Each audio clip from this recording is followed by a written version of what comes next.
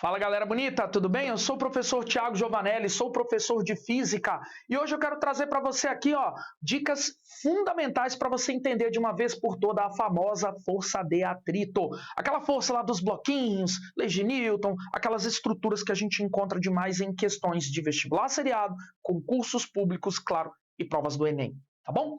Bom, então, se o seu objetivo é fazer provas sobre essa temática, eu vou te dar aqui todas as ideias necessárias para você não cair nas questões, não cair nas armadilhas das questões, não cometer os erros tradicionais aí que muita gente comete porque se embanana com os conceitos do atrito. O vídeo, ele é direto e reto para você que vai fazer questões, provas que envolvem força de atrito. Vamos lá? Bom, professor, como é que eu vou saber em um exercício? Vou ler o enunciado da questão do vestibular, do meu concurso, do meu vestibular seriado. Como é que eu vou saber que essa questão ela é para eu levar em consideração atrito ou não é? Bom, vamos lá. Quando você lê o texto de uma questão e ele cita uma superfície perfeitamente lisa ou uma superfície perfeitamente polida, isso aí já é indício de que a questão não quer que você considere a existência da força de atrito. Falou que a superfície é lisa, falou que a superfície é perfeitamente polida, esquece. Não é questão que envolve força de atrito.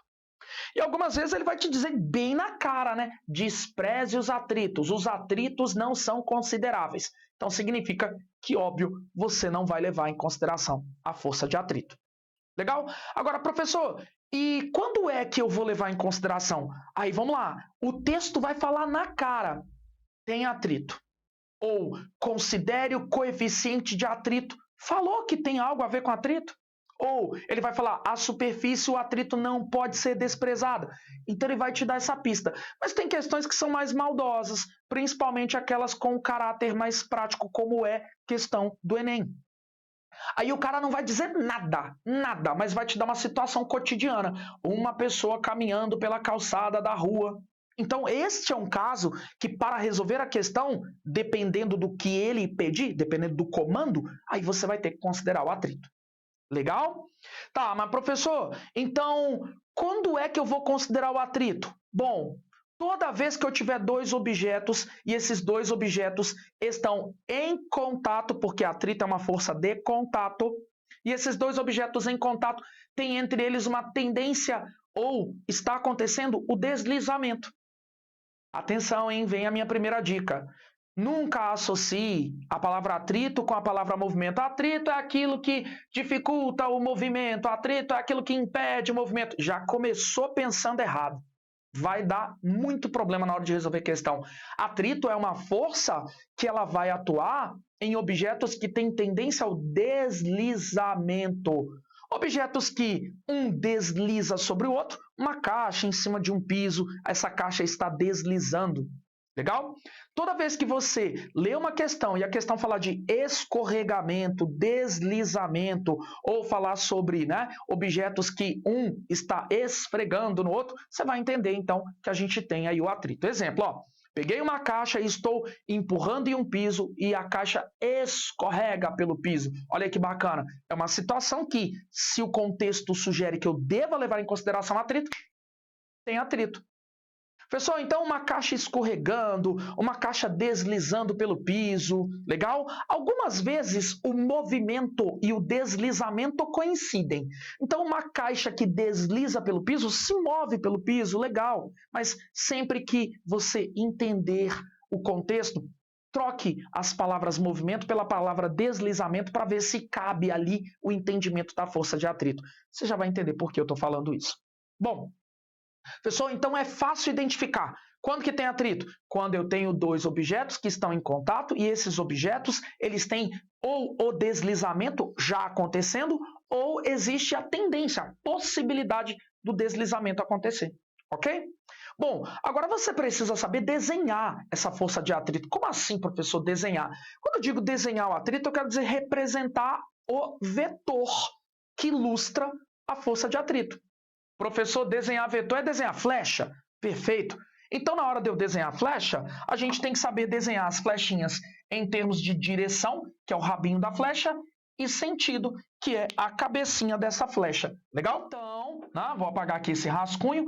Então, pessoal, eu quero que você lembre que quando estamos falando da força, ou de forças de uma forma geral, força de atrito é uma força, eu quero que você lembre que são grandezas vetoriais. Se são grandezas vetoriais, requerem a representação de uma flecha, de um vetor. Ok? Professor, mas como é que eu vou desenhar a flecha mesmo? Toda flechinha, toda força de atrito, ela é representada por uma flecha que tem um rabinho e que tem uma pontinha, uma cabecinha. Este rabinho tem a ver com a direção. E olha o que eu anotei aqui, ó. A força de atrito, a direção, o rabinho da flecha, a gente sempre desenha formando 90 graus perpendicular com a representação da força normal. Professor, como assim força normal? Força normal é aquela força de contato entre objetos que estão um tentando atravessar o outro, um tentando, né, atravessar este outro objeto. Por exemplo, quando você coloca uma caixa em cima de um piso, né, se não tivesse o piso, a caixa ia descer, ia atravessar esse piso. Então, o piso exerce uma força na caixa, impedindo o atravessamento. Esta é chamada de força normal da superfície de apoio. Bom, vamos lá? Aí, pessoas, olha só que interessante. E o sentido da força de atrito é sempre contrário à tendência de deslizamento. Então, vamos tentar entender? Eu fiz aqui 3 desenhos e muito cuidado com esses desenhos. O primeiro desenho eu representei uma caixa deslizando na horizontal, em cima de um piso, na horizontal para a direita. Está deslizando. Legal? E essa caixa, o deslizamento coincide com o movimento, horizontal para a direita. Perfeito, maravilhoso. Professor, desenha para mim a força de atrito. Legal. Gente, antes de eu desenhar a força de atrito, primeiro eu vou desenhar a força normal.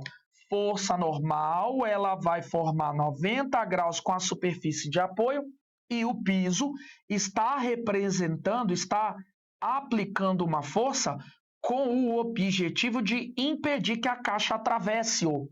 Por isso que a força normal, nesse caso, é vertical e para cima. Professor, agora desenha o atrito. O atrito é sempre perpendicular à força normal. Perpendicular quer dizer que forma 90 graus. E o sentido é sempre contrário à tendência ou ao deslizamento. Por isso, nós vamos desenhar a nossa força de atrito, que eu chamarei de FAT, aqui na nossa representação na horizontal para a esquerda. Legal? Professor, agora quando eu tiver um bloquinho em cima de uma rampa, um plano inclinado, é assim que a gente chama na teoria de física, né? Um plano inclinado. Como é que eu vou desenhar o atrito? Então, eu peguei um contexto. O contexto aqui é: este bloco está em repouso, parado, equilíbrio estático, paradinho, bonitinho. Tá? Professor, então não tem atrito não, aí não está se movendo. Opa, tá doido, já começou errando, hein? Cuidado, hein? Quando eu tenho atrito é quando eu tenho tendência de deslizamento. E de fato está acontecendo aqui uma tendência de deslizamento. A caixa em contato com a rampa, ela tende naturalmente a deslizar aqui para baixo dessa rampa, não é? Então, vamos identificar o atrito quando eu tiver tendência de deslizamento. Temos atrito aqui? Sim, porque existe uma tendência natural nesse contexto da caixa deslizar. Legal. Professor, mas não está deslizando não. Não está, mas existe a tendência. Então tem atrito. Entendeu a jogada? Tá, mas e como é que desenha esse atrito? Primeiro eu vou desenhar a força normal. A força normal é a força que a rampa está exercendo na caixa com o objetivo de não deixar a caixa penetrar na rampa, né? Atravessar a rampa. Então, professor, a força normal, pela nomenclatura, sempre será perpendicular às superfícies em contato? Sempre, sempre. Então, a minha força normal estará mais ou menos assim na nossa representação. Perfeito. Professor, e o atrito? O atrito é sempre perpendicular ao normal, sempre vai formar 90 graus com a força normal. E nesse caso, para onde eu devo desenhar o atrito nesta reta vermelhinha que eu fiz? Para cima da rampa ou para baixo da rampa? Pensa, a caixa tende naturalmente a deslizar para onde? Para baixo. Então, automaticamente, o atrito é contrário à tendência de deslizamento. Por isso que o nosso atrito vai ser representado, olha que bonito, aqui na diagonal desta rampa para cima, paralela à rampa, apontando para cima dela. Legal? Agora, uma das armadilhas mais monstruosas que tem. Vestibulares, o próprio Enem já cobrou isso aqui diversas vezes. Muito cuidado, e agora você vai entender o porquê eu não uso a palavra movimento quando estou fazendo qualquer coisa a respeito da força de atrito. Olha só, na minha situação, né, muito bem representada a propósito, tem uma pessoa que está fazendo uma caminhada normal no meu desenho na horizontal para a direita. Essa pessoa está com o pé em contato com o piso, legal, então aí vai ter um contato, show. Então essa pessoa, né, caminhando normalmente, andando normalmente, não há escorregamento, a pessoa não está deslizando, e aí nós temos que identificar se tem ou se não tem atrito.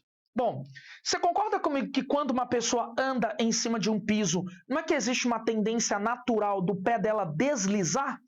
Pois é, se você imaginar um piso perfeitamente liso, ou um piso com água e sabão em pó, né? A água lá que está lavando uma varanda, coisas do tipo. Você concorda que quando você vai pisar, a tendência não é seu pé escorregar para trás e você cair de boca no chão? Pois é. Então o seu pé tende a escorregar para trás. O seu pé tende a escorregar. O seu pé tende a deslizar. Então automaticamente tem atrito. E lembra que eu acabei de falar que o seu pé tende a deslizar para trás? Pois é, desenhando a força normal que forma sempre 90 graus com as superfícies em contato, seu pé e o piso, força normal, e o piso está impedindo o atravessamento do seu pé, por isso que a força normal vai ser para cima, a força de atrito sempre perpendicular à força normal, formando 90 graus com a força normal. E agora, professor, para onde vai estar o atrito? Indo para a frente no meu desenho ou para trás? Para a direita no meu desenho ou para a esquerda? Pois é, ele vai estar para a direita. Porque a tendência natural não é do seu pé escorregar, deslizar para trás? Então, automaticamente, o atrito estará para frente. E olha que interessante, o atrito, ele está no mesmo sentido da movimentação da pessoa. Por isso que a gente não pode sair por aí jogando aos quatro ventos, né? Que atrito é contrário a movimento. Não é. O atrito aqui é a favor do movimento. Ele é um atrito que faz com que o movimento aconteça. Por isso, em uma caminhada normal, sem escorregamento, o atrito é sempre no mesmo sentido do movimento. Galera, a gente tem que tomar muito cuidado nessa situação. Você caminhando normalmente, o atrito do piso no seu pé, ele é sempre no sentido do seu movimento. Cuidado, hein? Então, entender isso aqui vai te ajudar a fugir das armadilhas de diversas questões, inclusive do próprio Enem. Ok? Professor, mas eu já ouvi falar que existem dois tipos de atrito. Verdade, existem dois tipos de atrito. O atrito ele pode ser estático ou pode ser dinâmico, que também tem outro nome, né? O atrito dinâmico pode ser chamado de atrito cinético. Professor, então como é que eu vou fazer para identificar se o atrito em um contexto é estático ou é dinâmico, cinético? Pois é, muito fácil para você perceber. O atrito estático, ele é um atrito que ele atua sempre para manter os objetos em não deslizamento, quando não tem deslizamento. Então, o atrito estático, ele impede o deslizamento. Professor, é sempre assim? Sempre. Então, no nosso exemplo aqui de uma pessoa em caminhada normal, o pé não está deslizando, é uma caminhada normal. Então, se o pé não desliza, é porque o atrito que atua se chama atrito estático, não permite o deslizamento. Legal? Tá vendo? Se você associa a ideia de que o atrito não tem algo a ver com o movimento, atrito estático é aquele que não deixa os bagulhos se mover. Já vai errar a questão. E o Enem já cobrou isso. Cuidado. Professor, então o atrito estático é aquele que impede o deslizamento. Perfeito. Ah, então é o atrito estático também aqui nesse exemplo, né, professor? Porque o bloquinho estava em repouso, não estava descendo a rampinha, não estava deslizando. Então, automaticamente, nesse exemplo, o atrito, ele era o atrito estático. Maravilhoso, perfeito. Já não era o atrito estático que estava acontecendo no exemplo do desenho 1. Lembra que eu disse que ele estava deslizando para a direita? Então, automaticamente, se tem deslizamento, o atrito ele não é o estático, só pode ser o cinético, o dinâmico. O atrito estático, o atrito cinético atua durante o deslizamento. Nossa, professor, então, durante o deslizamento, a gente tem o atrito dinâmico, o atrito cinético. Perfeito. Agora, uma coisa que é muito importante. O atrito estático, ele é variável. Varia o módulo, o valor. Que, professor? Quer dizer que o atrito estático ele vai mudando de valor. Em um mesmo contexto, uma mesma situação, ele vai mudando de valor. Tudo depende de alguns fatores, tá bom? Agora, já o atrito cinético, ele permanece constante em termos de módulo. Constante para o mesmo par de superfícies. Peraí, professor, o atrito estático, ele é constante, ele é sempre variável, exato, vai mudando o número. A hora é 10, a hora é 50, a hora é 30, a hora é 1 milhão, vai mudando, depende do contexto. Já o atrito dinâmico ou atrito cinético, ele é sempre o mesmo para o mesmo par de superfícies. Legal? Ficou com dúvida? Quer saber mais sobre o assunto? Coloca aí no comentário, então, se você quer a parte 2 para eu te explicar as fórmulas, as aplicações e as principais diferenças entre o atrito estático e o atrito dinâmico. Legal? Espero que você tenha curtido esse vídeo, compartilhe esse vídeo com seus amigos e, claro, continua sempre os seus estudos. Valeu!